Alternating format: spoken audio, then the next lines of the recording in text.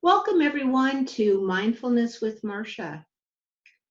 Ranchers, today I'd like to start the session just a little differently, and I would like to ask you to join me in a small mindfulness practice where we thank ourselves for allowing us to be here at this moment for our own learning, health, and well-being, taking the time for self-care. If it feels comfortable to do so, place your hand on your heart or two hands as you take a few breaths and take a moment to thank yourself for this precious gift of self-kindness.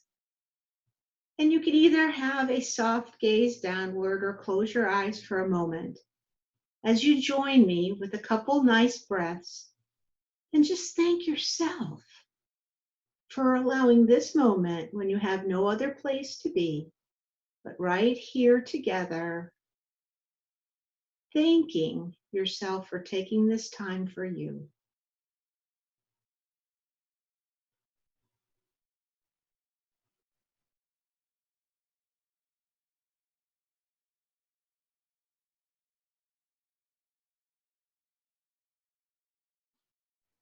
As you join back with me, I hope that felt as good for you as it did for me. I can talk all about the science and the importance of self-care, but I'm just like you, and life gets busy, or I'll do it later, or I forget, or I just don't have time. But look how quickly it was short, but how meaningful it was to take those few precious moments in our mindful lifestyle to appreciate self-care and self-kindness. In the past few weeks, I've had moments when I quite honestly have felt that even the things that I have come to understand that are my gifts or my strengths, for example, speaking kind words to other people each day. When I did those, it just seemed to lack luster in this new normal. Whether it was sending an email or on the phone or via Zoom, or even when I do venture out, it just didn't seem to feel right.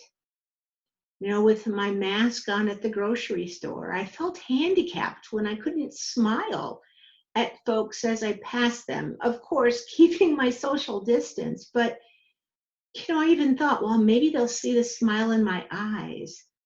Or when I went to check out, I usually chat a little bit with the cashier or the young man bagging my groceries.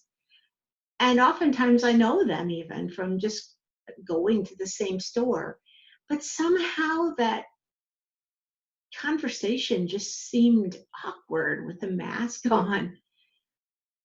And maybe you find yourself trying to do your best as you fill different roles, even at home, and you feel like somehow you're not hitting your mark.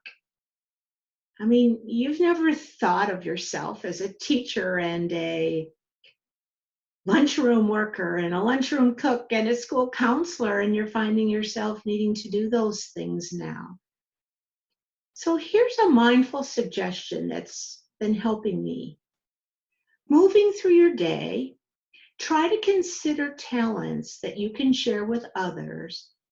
Try to consider these talents as offerings, particularly the little things that are easy to overlook, such as getting the laundry done, being a courteous driver, or even saying thank you.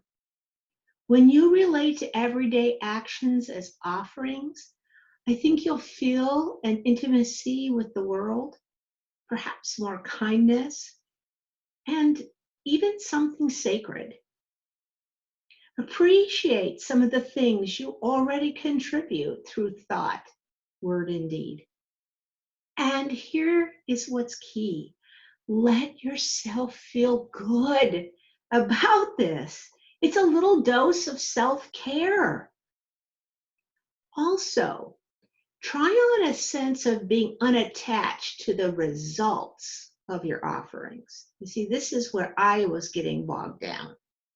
Sure, it's okay to hope for the best, that your kindness makes a difference in somebody's life.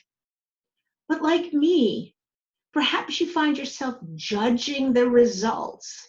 I was judging the results of my offerings, labeling them as they don't feel right, they don't seem as good as, and the big kicker, the should, they should be different, rather than just making the offering and letting them be. Listen to your heart for additional offerings calling to be expressed. It can be the offering of never speaking out of anger or dealing and giving some love to everyone each day. It's the things that we're doing anyway. And it's all right. It's all right to make offerings from an enlightened self-interest. Because when you give, you do receive. And when you receive, it helps you to keep giving. To be benevolent to others, you will also be benevolent to yourself. That self-kindness piece again. So this week's pause, help yourself sustain this practice by feeling good about your contributions, or regarding your contributions and actions, think of them as offerings. Staying focused on maybe just one daily or maybe a new offering. And always, always try holding self-criticism at bay. As Leonard Cohen sings, ring the bells that still can ring. Forget your perfect offering. There's a crack in everything. That's how the light gets in. That's how the light gets in. Until next week, be generous with your offerings.